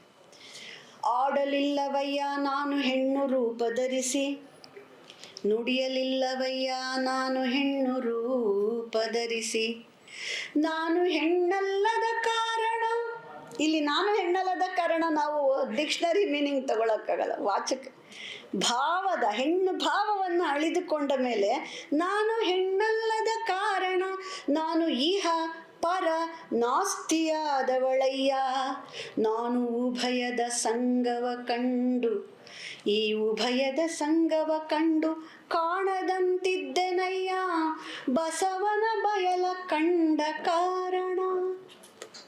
ಏನ್ ಬ್ಯೂಟಿಫುಲ್ ಆದಂತ ಒಂದು ಬಸವನ ಬಯಲು ಯಾವುದು? ಆ ಬಯಲು ಪದಕ್ಕೇನೆ ಗಂಟುಗಟ್ಲೆ ಮಾತಾಡ್ಬೋದು. ಶರಣರು ಕೊಟ್ಟ ಎಲ್ಲವೂ ಬಯಲು ರೀ. Ultimate is everything goes to ಶೂನ್ಯ. ಬಯಲು, ಎಲ್ಲವೂ ಬಯಲು. ಬಸವನ ಬಯಲ ಒಳಗಡೆ ಎಲ್ಲವೂ ಸಮ. ಹೊರಗೆ ಒಳಗೆ ಮುಂದೆ ಹಿಂದೆ ಆಚಿನವನು ಬಾಗಿಲಾಚೆ ಬಾಗಿಲೊಳಗೆ ಏನೂ ಇಲ್ಲ. ಅದು ಬಯಲು, ಮುಕ್ತ ವಾತಾವರಣ. ಅದು ಯಾವ ಜೀವ ಬೇಕಾದ್ರೂ ಏನನ್ನ ಬೇಕಾದ್ರೂ ಯಾವ ಸಾಧನೆಯನ್ನ ಮಾಡಬೇಕಾದ್ರೂ ಕೂಡ ಆ ಬಯಲು ಅನ್ನುವುದು ತರ್ಕೊಳ್ಳುವಂಥದ್ದು. ಹಾಗಾಗಿ ಇಲ್ಲಿ ಎಲ್ಲ ತರಹದ ಸಾಮಾಜಿಕವಾದ, ಆರ್ಥಿಕವಾದ, ರಾಜಕೀಯವಾದ, ಧಾರ್ಮಿಕವಾದ ನೂರಾರು ಕಟ್ಟುಪಾಡುಗಳನ್ನು ಹಾಕಿ ಇದು ಒಳಗೆ ಇದು ಹೊರಗೆ ಅನ್ನೋ ಥರದ್ದು ಏನು ವ್ಯವಸ್ಥೆ ಇತ್ತು ಅದೆಲ್ಲವನ್ನು ಒಡೆದು ಹಾಕಿ ಬಸವ ಕಂಡ ಒಂದು ಬಯಲಿದೆ. ಬಯಲನ್ನು ಮುಕ್ತಿ ಅಂತಿರೋ, ಬಿಡುಗಡೆ ಅಂತಿರೋ, ಸುಧಾರಿತ ನವ ಸಮಾಜದ ಮುಕ್ತ ವಾತಾವರಣ ಅಂತಿರೋ, ಇವತ್ತಿನ ಒಂದು ಪ್ರಜಾಸತ್ತಾತ್ಮಕವಾದ ಮೌಲ್ಯಗಳುಳ್ಳಂತಹ ಆ ಒಂದು ಸಾಮಾಜಿಕ ಅವಕಾಶದ ಒಂದು ಪರಿಧಿ ಅಂತಿರೋ, ಅದು ನನಗೆ ಕಾಣಿಸ್ತು. ಬಸವ ಕಂಡ ಆ ಬಯಲು ನನಗೆ ಕಾಣಿಸಿದೆ. ಅಂದರೆ ಐ ಕುಡ್ ಅಂಡರ್ಸ್ಟ್ಯಾಂಡ್ ಹಿಮ್. ಅವ್ರಿಗೆ ಏನು ಬೇಕಿದೆ, ಯಾಕೆ ಅವನು ತೊಳಲಾಡ್ತಿದೆ, ಯಾಕೆ ಒದ್ದಾಡ್ತಿದ್ದಾನೆ, ಯಾಕೆ ಇಷ್ಟು ದೊಡ್ಡ ಪರಿವಾರ ಕಟ್ಕೊಂಡು ಏನನ್ನ ಅವನು ಬಯಸ್ತಾ ಇದ್ದಾನೆ, ಹೇಗೆ ಒಂದು ಸಾಮಾಜಿಕ ಸಂಚಲನವನ್ನು, ಬದಲಾವಣೆಯನ್ನು ಬಯಸಿ ಯಾವುದನ್ನು ಈ ಸಾಮಾನ್ಯರ ಬದುಕಿನಲ್ಲಿ ಒಂದು ಹೊಸತನವನ್ನು, ಒಂದು ಒಳ್ಳೆಯ ಬದುಕಿನ ಒಂದು ಚಾರೆಯನ್ನು ಕೊಡ್ಬೇಕಂತಿದ್ದಾನೆ. ಅದು ಅರ್ಥ ಆಯ್ತು. ಬಸವನ ಬಯಲ ಕಂಡ ಕಾರಣ ನಾನು ಹೆಣ್ಣು ಎನ್ನುವುದನ್ನು ಅವಳು ಬಿಟ್ಲು. ನಾನು ಹೆಂಡತಿ, ಅವನ ಗಂಡ, ನನ್ನ ಸಂಸಾರ ಅನ್ನೋದು ಆ ಸಂಕುಚಿತ ವ್ಯಕ್ತಿನಿಷ್ಠವಾದ ಆ ಪರಿಧಿಯನ್ನು ಅವಳು ಬಿಟ್ಲು. ಸಮಷ್ಟಿನಿಷ್ಠವಾದ, ಸಮುದಾಯನಿಷ್ಠವಾದ ಲೋಕರ್ಪಣೆಗೆ ಬಸವನನ್ನು ನಿಜವಾಗಿ ಅವಳು ಕೊಟ್ಲು ಅಥವಾ ಬಿಟ್ಟು ಕೊಟ್ಲು ಅಂತ ನಾವು ಹೇಳಬೇಕಾಗತ್ತೆ. ಸೊ ನಿಧಾನವಾಗಿ ಅವಳ ಮನಸ್ಸು ಮಾಗ್ತಾ ಬಸವನ ಸಂಗಾತದಲ್ಲಿ ಬಸವನನ್ನೇ ಗುರುವಾಗಿ ಮಾಡ್ಕೊಳ್ತಾ, ಸತಿಪತಿಗಳ ಒಂದಾದ ಭಕ್ತಿಯ ಶರಣರ ಆ ಒಂದು ಚಿಂತನೆ ಏನಿದೆ ಅದನ್ನು ಹೇಗೆ ಇವಳೊಂದು ರೂಪಕವಾಗಿ, ಅವಳೇ ಒಂದು ಬೆಸ್ಟ್ ಎಕ್ಸಾಂಪಲ್ ಆಗಿ ನಮಗೆ ಕಾಣ್ತಾ ಹೋಗ್ತಾಳೆ. ಇಷ್ಟ ಪ್ರಾಣ ಭಾವಗಳು ಯಾವುವೆಂಬ ನಿಜದ ಅರಿವ ಕಂಡೆ. ಇಷ್ಟ ಪ್ರಾಣ ಭಾವಗಳು ಯಾವುದು ನಿಜವಾಗಿ ಈ ಜೀವಕ್ಕೆ ಏನು ಬೇಕು ಅನ್ನುವುದನ್ನು ನಾನು ಅರ್ಥ ಮಾಡಿಕೊಂಡೆ ಅಂತ ಹೇಳ್ತಾಳೆ. ಕೊನೆಯದಾಗಿ ಮತ್ತೆ ಅವಳು ಅನೇಕ ವಚನಗಳಿವೆ, ಸಮಯ ಆಗ್ತಾ ಇರೋದ್ರಿಂದ ನಾನು ಕೆಲವನ್ನ ಮಾತೇ ಹೇಳ್ತೀನಿ. ಆನೆತ್ತಲ್ ಈ ಸಂಸಾರವೆತ್ತ, ಆನೆತ್ತಲ್ ಈ ಕಾಯವೆತ್ತ, ಆನ್ ಎತ್ತಲ್ ಈ ನಿಜ ಮಹತ್ವವೆತ್ತ, ಸಂಗಯ್ಯನೆತ್ತ, ಬಸವನೆತ್ತ, ಆನೆತ್ತ. ಎಲ್ಲವನ್ನ ಕೊನೆಗೊಂದು ಅಲ್ಟಿಮೇಟ್ ಆಗಿ ಹೇಳ್ತಾ ಹೋದಾಗ ಎಲ್ಲ ಒಂದು ನಿಮಿತ್ತವಾಗಿ ಕೂಡ್ಕೊಳ್ತಕ್ಕಂಥವುಗಳು.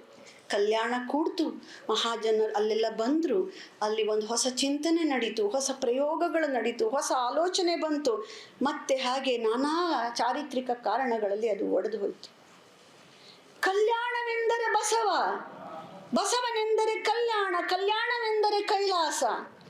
ಬಸವನ ಕಾರಣಕ್ಕಾಗಿ, ಬಸವನ ಚಿಂತನೆಯ ಕಾರಣಕ್ಕಾಗಿ ಯಾವ ಒಂದು ಸಾಮಾಜಿಕ ಕಾಲಘಟ್ಟದ ಬದುಕು ಕಲ್ಯಾಣವೆಂದರೆ ಕೈಲಾಸ ಅನ್ನುವ ಮಟ್ಟಕ್ಕೆ ಹೋಯ್ತೋ, ಅದರ ಆ ಒಂದು ಪ್ರಭೆಗೆ ಒಳಪಟ್ಟಂಥವರಲ್ಲಿ ಒಂದು ಹೊಸ ರೀತಿಯ ಜೀವನ್ಮುಖಿಯಾದ ಒಂದು ಸತ್ಯಶುದ್ಧ ಕಾಯಕದ ಹಿನ್ನೆಲೆಯಲ್ಲಿ ಏನೆಲ್ಲವನ್ನ ಕಟ್ಕೊಳ್ತಾ ಹೋದ್ರೆ ಅದು ನಿಧಾನವಾಗಿ ನಾನಾ ಚಾರಿತ್ರಿಕ ಕಾರಣಗಳಲ್ಲಿ ಇದು ಒಡೆದು ಹೋದ ಕಾರಣವಾಗಿ ಕೊನೆಯಲ್ಲಿ ಅವಳು ಹೇಳುವಂಥ ಮಾತಿದೆಯಲ್ಲ, ಕಲ್ಯಾಣವೆಂದರೆ ಬಸವ. ಆದರೆ ಇವಾಗ ಏನಾಗಿದೆ, ಈಗ ಎತ್ತೆತ್ತ ಹೋಯ್ತು, ಎಲ್ಲ ಛಿದ್ರಗೊಂಡು ಯಾವುದನ್ನ ಇಡೀ ತಮ್ಮ ವೈಯಕ್ತಿಕ ಜೀವನವನ್ನ ಪಕ್ಕಕ್ಕೆ ಸರಿಸಿ ಕಟ್ಟುವ ಪ್ರಯತ್ನ ಮಾಡಲಾಯ್ತು. ಅಥವಾ ಅದು ಕಟ್ಟೋದು ಅಂದ್ರೆ ಅದು ಭೌತಿಕವಾಗಿ ಕಟ್ಟೋದಲ್ಲ, ಅದು ಒಂದು ಭಾವನಾತ್ಮಕವಾಗಿ, ಒಂದು ವೈಚಾರಿಕವಾಗಿ ಕಟ್ಟುವಂಥ ಮಹಾಮನೆಯನ್ನು ನಾವು ಒಂದು ಈ ಥರ ಕೊಠಡಿ ಥರ ಕಲ್ಪಿಸ್ಕೊಳಕ್ಕಾಗಲ್ಲ. ಇಟ್ ಈಸ್ ಸಮಥಿಂಗ್ ಒಂದು ಕಾಸ್ಮಿಕ್ ಆಗಿ ಒಂದು ಬೇರೆ ಥರದಲ್ಲಿ ನಾವು ಆಲೋಚನೆ ಮಾಡಬೇಕಾಗ ಹಾಗೆ ಕಟ್ಟಿದ ಹೊಸ ಆಲೋಚನೆಯ ಒಂದು ದೊಡ್ಡ ಮಂಟಪ ಇತ್ತಲ್ಲ, ಅನುಭವಗಳನ್ನು ಹೊಸದಾಗಿ ನೋಡುವ, ಬದುಕನ್ನು ಹೊಸದಾಗಿ ರೂಪಿಸ್ಕೊಳ್ಳೋದು, ಅದು ನಿಧಾನವಾಗಿ ಕುಸಿದಾಗ ಅವಳು ಆಡುವಂಥ ಮಾತು ಇಡೀ ಬಸವನನ್ನ ಅವಳಷ್ಟು ಸರಿಯಾಗಿ ಅರ್ಥ ಮಾಡ್ಕೊಂಡವ್ರು ಯಾರು ಇಲ್ವೇನೋ ಅಂತ ನಮಗೆ ಅನ್ಸತ್ತೆ. ಅವಳು ಹೇಳ್ತಾಳೆ, ಇಪ್ಪೆಯು ಹೂವನನುಗೊಳಿಸಲು ಹಿಪ್ಪೆಯಾದಂತೆ. ಇಪ್ಪೆಯು ಹೂವನನುಗೊಳಿಸಲು ಹಿಪ್ಪೆಯಾದಂತೆ ಅಂದ್ರೆ ಇಪ್ಪೆ ಮುಳ್ಳು ಬರುತ್ತೆ, ನಿಮ್ಗೆ ಗೊತ್ತಿರ್ಬೋದು, ಅದು ಎಷ್ಟು ಸೂಕ್ಷ್ಮವಾಗಿ ತೀಕ್ಷ್ಣವಾಗಿ ಅದು ಮೆತ್ತಗಾಗ್ತಾ ಬರುತ್ತೆ, ಅಲ್ಲಿ ಹೂವು ಅರಳುತ್ತೆ. ಹಾಗೆ ಇಪ್ಪೆಯು ಹೂವಿಗೋಸ್ಕರವಾಗಿ ಹೇಗೆ ತನ್ನ ಸಾರವನ್ನ ಕಳೆದುಕೊಂಡು ತಾನು ಸಿಪ್ಪೆ ಹಾಕೊಂಡು ಹೂವಿಗೆ ಅವಕಾಶವನ್ನ ಮಾಡಿಕೊಡುತ್ತೋ, ಹಾಗೆ ಶಿವನು ಭೋಗ ಸ್ವರೂಪಿಯಾದ ಸರ್ಪವನ್ನು ಯಾವ ರೀತಿಯಲ್ಲಿ ತನ್ನ ಕೊರಳಿನಲ್ಲಿ ಹಾಕಿಕೊಂಡು ಅದರ ಮೇಲೆ ಒಂದು ನಿಯಂತ್ರಣವನ್ನ, ಆ ಭೋಗರೂಪಿಯಾದಂಥ ಸರ್ಪವನ್ನ ನಿಯಂತ್ರಿಸ್ತಾ ಅವನು ಆಭರಣವಾಗಿ ಮಾಡಿಕೊಂಡು ತಾನು ಆ ಕಾಮವನ್ನ ಮಣಿಸಿ ನನ್ನ ಮೂಗುತಿಯಾಗಿ ಮಾಡ್ಕೊಂಡಿದ್ದೇನೆ ಅಂತ ಹೇಳ್ತಾರೆ. ಶಿವ ಸರ್ಪವನ್ನ, ಕಾಮಸ್ವರೂಪ ಸರ್ಪವನ್ನ ಹೇಗೆ ಮಣಿಸಿ ತನ್ನ ಆಭರಣ ಮಾಡಿಕೊಂಡು, ಹಾಗೆ ನಾನು ನನ್ನೊಳಗೆ ಸುತ್ತುವ ಈ ದೇಹ ಮೂಲವಾಗಿ ಬರುವ ಈ ಅಪೇಕ್ಷೆಗಳನ್ನುವುದನ್ನೆಲ್ಲ ನಾನು ಹಿಂಗಿಸಿ ನನ್ನ ಮೂಗಿನ ನತ್ತಾಗಿ ಮಾಡ್ಕೊಂಡಿದ್ದೇನೆ. ಅವಳು ಹೇಳುವ, ನನಗಂತೂ ಅದು ಬಹಳ ಇಂಟ್ರೆಸ್ಟಿಂಗ್ ಆದ ಒಂದು ಬಹಳ ಸುಂದರ ರೂಪಕ ಅಂತ ಹೇಳಿ ನನಗನ್ಸು. ಮಣಿಸಿ ನನ್ನ ಮೂಗುತಿಯಾಗಿ ಕೊರಳ ಹಾರವಾಗಿ ಮಾಡಿಕೊಂಡಿದ್ದರಿಂದ ನಮ್ಮ ಸಂಸರ್ಗದಲ್ಲಿ ನಿರುಪಮ ಆಕಾರ ಮೂರ್ತಿಗಳಾಗಿ ನಿರವಯವ ನೈದಿ ನಿಜ ಸುಖಿಗಳಾದೆವು. ತಮ್ಮಿಬ್ಬರ ಬಗೆಗೆ ಕೊಡುವ ಸ್ಟೇಟ್ಮೆಂಟ್ ಅದು. ನಿಜ ಸುಖಿಗಳು ನಾವು ಆದದ್ದು ನಿರವಯವವಾಗಿ ಇಬ್ಬರು ಹೀಗೆ ದಾಟಿದ್ವಿ, ಇಬ್ಬರು ಹೀಗೆ ನಾವು ಸುಖಿಗಳಾದ್ವಿ ಅಂತ ಗಂಡ ಹೆಂಡತಿಯರ ಆ ಒಂದು ನಾನು ಹೇಳಿದ್ನಲ್ಲ ಆತ್ಮ ಸಂಘಾತ ಅದ್ರ ಬಗ್ಗೆ ಹೇಳ್ತಾಳೆ. ಇಷ್ಟೆಲ್ಲ ಆದಮೇಲೆ ಕಣ್ಣನ್ನ ಕಿತ್ತು ಕಾಮದ ಕಾಲ ಮುರಿದು ಬಯಕೆಯ ಮುದ್ರಿಸಿ, ಜಸ್ಟ್ ಅದನ್ನ ಹೂತ್ ಹಾಕಿದ್ವಿ ಅಂತ, ಬಯಕೆಯ ಮುದ್ರಿಸಿ ಕಾಮದ ಕಣ್ಣ ಕಿತ್ತು ಕರ್ಮದ ಕಾಲ ಮುರಿದು ಬಯಕೆಯ ಮುದ್ರಿಸಿ ಸಂಗಯ್ಯನಲ್ಲಿ ಬೆರೆತು ಹೋದದ್ದು ಬಸವನ ಮನ. ಅವನ ಇಂತಹ ಒಂದು ಮನಸ್ಥಿತಿಯಲ್ಲಿ ತಾನು ಅವನನ್ನ ಬೆರೆತು ಹೋದೆ ಅಂತ ಹೇಳ್ತಾಳೆ. ಕೊನೆಯದಾಗಿ, ಲಿಂಗದ ಹಂಗಿಲ್ಲದ ನಾನು ಬಸವ, ಜಂಗಮದ ಹಂಗಿಲ್ಲದ ನಾನು ಬಸವ, ಪ್ರಸಾದದ ಹಂಗಿಗಳಲ್ಲದ ನಾನು ಮತ್ತು ಬಸವ, ಉಭಯ ಸುಖವ ಪರಿಣಾಮ ಬಿಡಿದು ನಿಂದವಳಲ್ಲ. ಏನು ಅನವರಿತವು ನಾನು ಬಸವ ನನ್ನಲ್ಲಿ ನೆಲೆಗೊಳಿಸಿಕೊಂಡೆ ನಿನ್ನ ಬಸವ, ನಿನ್ನನ್ನು ನನ್ನೊಳಗಡೆ ಇಟ್ಕೊಂಡೆ ಅಂತ ಹೇಳ್ತಾಳೆ. ವಿಚಾರ ಪತ್ನಿಯಾದದ್ದೊಂದು ಕಡೆ, ಸಾಧನೆ ಮಾಡಿದ್ದೊಂದು ಕಡೆ, ಮಾತೆಯಾದದ್ದು ತಾಯಿಯಾದದ್ದೊಂದು ಕಡೆ, ವಿರಾಗಿಣಿಯಾಗಿ ಬೆಳೆದುಕೊಂಡು ಕೊನೆಯಲ್ಲಿ ಅವಳು ಹೇಳೋ ಮಾತು ಇವತ್ತಿಗೂ ಅವಳು ಕಿವಿಯಲ್ಲಿ ಹೇಳ್ತಾಳೇನೋ ಅಂತ ಅನ್ಸದೆ. ಎಲೆ ಶರಣರಿರ, ಎಲೆ ಭಕ್ತರಿರ, ಭಕ್ತಿ ಕಾಂಡವ ಮೂಲಿಗ ಕಾಣಿರೇ ಬಸವ. ಭಕ್ತಿಯ ಕಾಂಡದ ಮೂಲಿಗನಾದ ನನ್ನ ಬಸವನ ನೋಡಿದ್ರೇನಪ್ಪ. ಕೊನೆಯಲ್ಲಿ ಹೇಳ್ತ, ಆ ಭಕ್ತಿಯ ಸಂಘದ ಶಿವೈಕ್ಯನ ಕಾಣಿರೇ ಬಸವನ. ಭಕ್ತಿಯ ನಿಜ ಸಮಾಧಿಯ ಸುಖವ ಕರುಣಿಸುವ ಅಯ್ಯ ಬಸವನ.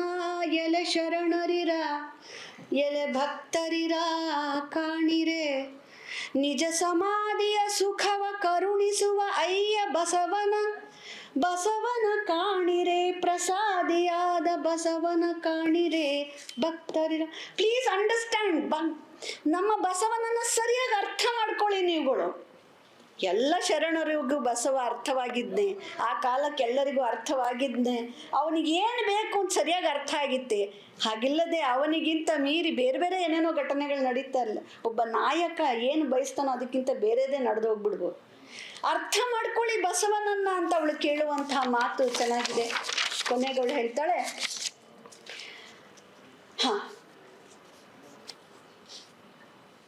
ಕೂಡಲ ಸಂಗಮದ ಸಮೀಪದಲ್ಲಿ ಕೊನೆಗೆ ಆಕೆ ತಂಗಡಿಗೆಯಲ್ಲಿ ಆಕೆ ತನ್ನ ಒಂದು ಕೊನೆಯ ಇದನ್ನ ಕಂಡುಕೊಳ್ತಾಳೆ, ಐಕ್ಯ ಸ್ಥಳ ಆದವಳಿಗೆ. ಅವಳು ಹೇಳುವಂಥ ಮಾತಲ್ಲಿ, ಬಸವಯ್ಯ ಮರ್ತ್ಯ ಲೋಕವನೇ ಮಹಾಪ್ರಥಮರ ಬೀಡಾಗಿ ಮಾಡಿದಾತ, ಅಂಗನೆಯರ ಅನುಭಾವವ ನಡೆಸಿದಾತ ನಮ್ಮ ಬಸವಯ್ಯ. ಆ ಬಸವಯ್ಯನಿಲ್ಲದೆ ನೋಡಿ, ಹೆಣ್ಣು ಮಕ್ಕಳನ್ನ ಹೇಗೆ ನಡೆಸ್ಬೇಕು, ಸಮಾಜದಲ್ಲಿ ಹೇಗೆ ಅವ್ರಿಗೊಂದು ಸ್ಥಾನಮಾನ ಸಿಗಬೇಕು ಹಾಗೆ ಮಾಡಿದವನು. ಭಕ್ತರನ್ನ ಹೇಗೆ ತಗೊಂಡೋಗ್ಬೇಕು, ಅವ್ರ ಬದುಕನ್ನ ಮೇಲ್ಮುಖ ಚಲನೆಗೆ ಹೇಗೆ ತೋರಿಸ್ಬೇಕು, ಅವ್ರಿಗೆ ಅವಕಾಶ ಕೊಡಬೇಕು ಅಂತ ಮಾಡಿದಂಥ ಆ ಬಸವ ಇವತ್ತು ಕಲ್ಯಾಣದಲ್ಲಿ ಇಲ್ಲ. ಏನಾಗಿದೆ ಕಲ್ಯಾಣದ ಸ್ಥಿತಿ? ಅವಳು ಹೇಳ್ತಾಳೆ, ಬಸವನಿಲ್ಲದೆ ಕೈಲಾಸವಿಲ್ಲ, ಕೈಲಾಸವಿಲ್ಲದೆ ಕಲ್ಯಾಣವಿಲ್ಲ. ಇಲ್ಲಿ ಕೈಲಾಸ ಅನ್ನೋದನ್ನ ನಾವು ಎಲ್ಲೋ ಇರುವ ಶಿವನ ಕೈಲಾಸ ಬೇಡ. ಯಾರಿಗೆ ಎಲ್ಲಿ ನೆಮ್ಮದಿಯಾಗಿ ಹಸನಾಗಿ ಬದುಕುವುದಕ್ಕೊಂದು ಮುಕ್ತ ವಾತಾವರಣ, ಹಿಂಸೆ ಇಲ್ಲದ, ಅತಿ ಪರಿಗ್ರಹವಿಲ್ಲದ, ಸೊ ತೀವ್ರವಾಗಿ ಇಂದಿಂಗೆ ನಾಳಿಂಗೆ ಎಂಬ ದುರಾಸೆ ಇಲ್ಲದ ಒಂದು ಕಲ್ಯಾಣವನ್ನ ಏನು ಕಟ್ಟಿದ್ನಲ್ಲ, ಆ ಕಲ್ಯಾಣ ಅದು ಕೈಲಾಸದ ಹಾಗಿತ್ತು. ಅಲ್ಲಿ ಭಕ್ತರು ಬದುಕು ವಿಶೇಷವಾಗಿತ್ತು. ಕೈಲಾಸವಿಲ್ಲದೆ ಕಲ್ಯಾಣವಿಲ್ಲ, ಬಸವನಿಲ್ಲದೆ ಕೈಲಾಸವಿಲ್ಲ. ಬಹುಶಃ ಇವತ್ತು ಬಸವ ಕಲ್ಯಾಣದಿಂದ ಹೊರಟೋಗಿದ್ದಾನೆ ಅಂದರೆ ಆ ಕಲ್ಯಾಣ ಇವತ್ತು ಕೈಲಾಸವಾಗಿದ್ದ ಕಲ್ಯಾಣ ಕೈಲಾಸವಾಗಿ ಉಳಿದಿಲ್ಲ. ಬಸವನನ್ನು ಕಳೆದುಕೊಂಡ ದುರ್ದೈವಿಯಾಗಿ ಎಲ್ಲ ಅಷ್ಟೇ. ನಮ್ಮ ಸೊಸೈಟಿ ಸಮಾಜ ಹೇಗೆ ಅಂದರೆ, ದೊಡ್ಡ ಮಹಾನ್ ವ್ಯಕ್ತಿಗಳು ಬಂದಾಗ ಅವರನ್ನು ನಾವು ಇಟ್ಕೊಳ್ಳುವಂತಹ ಒಂದು ಇದಿಲ್ಲ, ಅವ್ರನ್ನ ಕಳಿಸ್ಬಿಡ್ತಾರೆ, ಅವ್ರನ್ನ ಇಲ್ಲಿಂದ ದೂರ ಮಾಡ್ಕೊತೀವಿ. ಎಷ್ಟು ಮೂರ್ಖರಾಗಿ ನಾವು ಕಳ್ಕೊತೀವಿ ಅಂತಂದರೆ, ಅವಳು ಕೇಳ್ತಾ ಇರೋದು, ನಾವು ಏನು ರಕ್ತಪಾತದ ಕೋಡಿ ಹರಿತು ನಿಮಗೆ ಗೊತ್ತಿದೆ, ಅದು ಎಂದೂ ಬಸವ ಬಯಸಿದ್ದಲ್ಲ, ಚರಿತ್ರೆಯ ಒಳಗಡೆಗೆ ನಡೀತು.